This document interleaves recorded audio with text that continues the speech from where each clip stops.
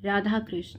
भगवान विष्णु के आगे दीप जलाने से हमें मोक्ष मिलता है, स्वर्ग की प्राप्ति मिलती है, हमारे पुण्य अग्रसर होते हैं। लेकिन भगवान विष्णु के आगे जले हुए दीप की रक्षा करने से क्या फल मिलता है, आइए सुनते हैं उसकी एक सच्ची कथा। सतयुग की बात है। एक समय में भद्राश नामक महान राजा हुआ करते थे। एक बार उनके राज्य में अगस्त मुनि पहुंचे थे। वह राजमहल में पधारे।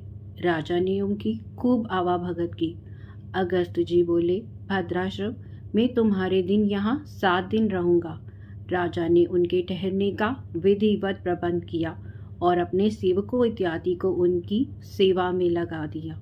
उन्होंने अपनी रानियों से कहा कि ऋषि आए हैं, उनके दर्शनों का लाभ जरूर लेना।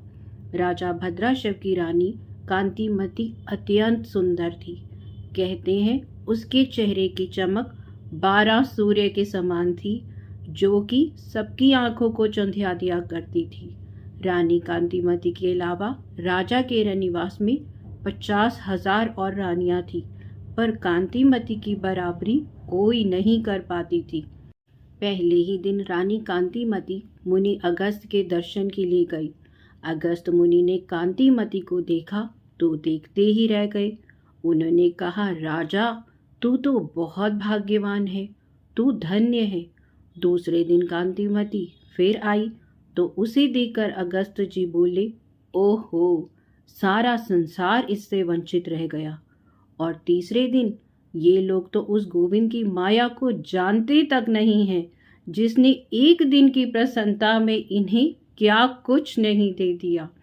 चौथे दिन जब कांतिमती मुनि दर्शन के लिए पहुंची तो उन्होंने अपने दोनों हाथ ऊपर उठाकर कहा, हे जगन्नाथ, आपकी लीला धन्य है, धन्य है आपकी लीला, आप तो बहुत महान हैं। इस तरह 5वें दिन भद्राश्रम तुम्हें बहुत बहुत धन्यवाद। हे अगस्त्य, तू धन्य हुआ। इसी तरह 6ठे दिन भी उन्होंने कांतिमती को देकर प्रशंसात्मक टिप्पणियां की। 7वें दिन तो गजब ही हो गया।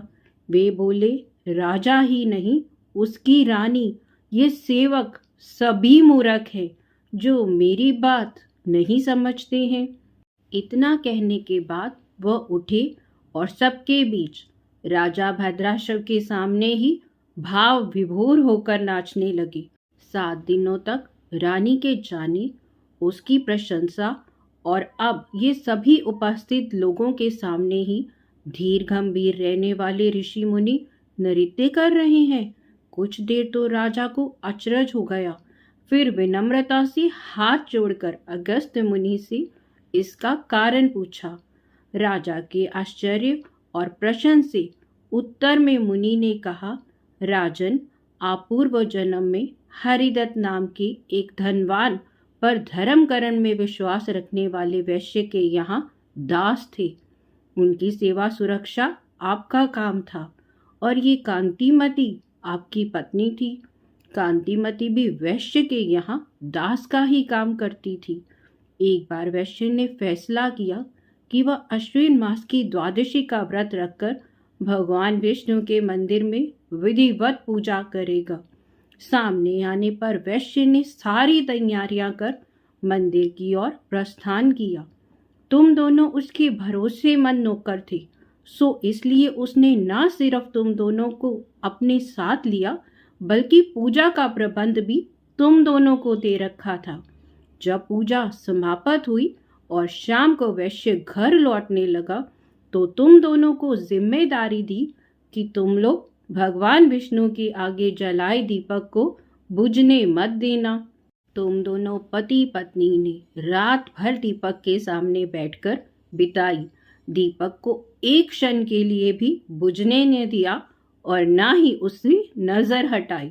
जब पूरी तरह सवेरा ना हो गया, तुम दोनों रक्षपाल की भूमिका में बहुत ध्यान पूर्वक वहां बैठी रही। बहुत काल के बाद उम्र पूरी होने पर तुम दोनों से ही अंतराल पर मृत्यु को प्राप्त हो गए।